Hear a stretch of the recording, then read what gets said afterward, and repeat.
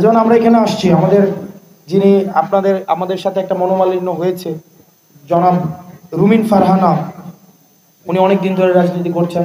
আমরা এসেছি, উনি ওনার লোক পাঠিয়েছে যে আমরা ঠিকভাবে আমাদের এখানে কোনো সমস্যা হচ্ছে কিনা, আমাদের জন্য উনি হচ্ছে উপহার পাঠিয়েছে। এটা কিন্তু একটা পজিটিভ বার্তা, এটা আমাদেরকে অবশ্যই ওয়েলকাম জানানো উচিত। এটা আমাদের ওয়েলকাম জানানো উচিত না?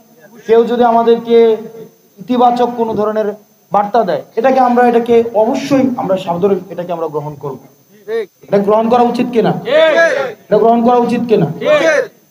আমরা সৌহার্দ্যপূর্ণ সম্পর্কের মধ্য দিয়ে আমাদের ভিন্ন মত অবশ্যই জারি রাখবো, যৌক্তিক ভিন্ন মত জারি রাখবো, এবং যৌক্তিক ভিন্ন মতকে আমরা বোঝানোর মধ্য দিয়ে, ডায়লগের মধ্য দিয়ে, ডিসকাশনের মধ্য দিয়ে, গণতান্ত্রিক প্রক্রিয়ায় সেটাকে আমরা প্রতিষ্ঠিত করব। সেটার জন্য আমরা আওয়ামী পন্থায় কখনো যেন আমরা না যাই। আমি অনুরোধ করবো আপনাদেরকে, আমরা আওয়ামী তরিকার কোনো রাজনীতি আর আমরা করতে চাই না, দরকার নাই।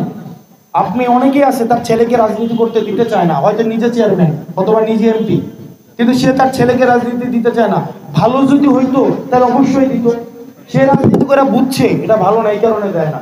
কিন্তু আমরা রাজনীতি এমন ভাবে করতে চাই যে রাজনীতিতে আমি যেন ওই রাজনীতির পরিবেশটা যেন এমন হয় যেন আমার সন্তানকে আমি আগ্রহী হই যে সে রাজনীতিতে আসুক।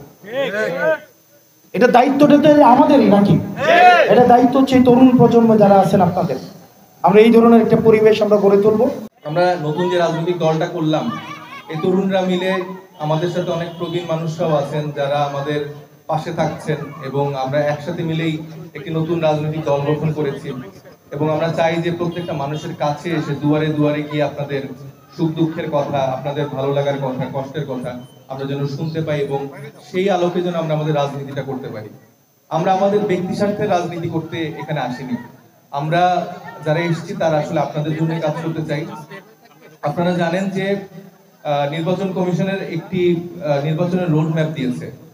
তো বাংলাদেশ নাকি এখন নির্বাচনের উৎসব মুখর পরিবেশ হয়েছে। আজকে আমরা দেখতে পেলাম যে একটা বিশেষ দলের একজন বিশেষ নেতা বললেন যে আল্লাহ ছাড়া নাকি আর নির্বাচন কেউ ঠেকাতে পারবে না।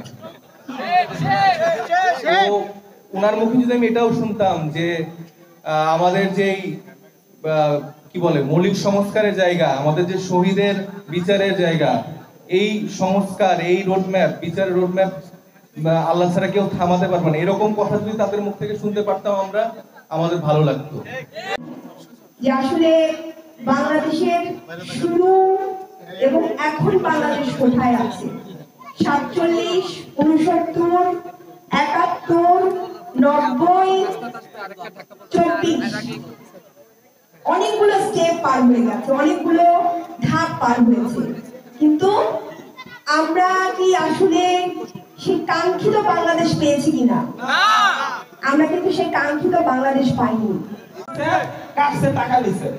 তো এরকম মানে আওয়ামী লীগ তো আছে, আওয়ামী লীগের বাইরে অনেক নিরপরাধ মানুষ আছে।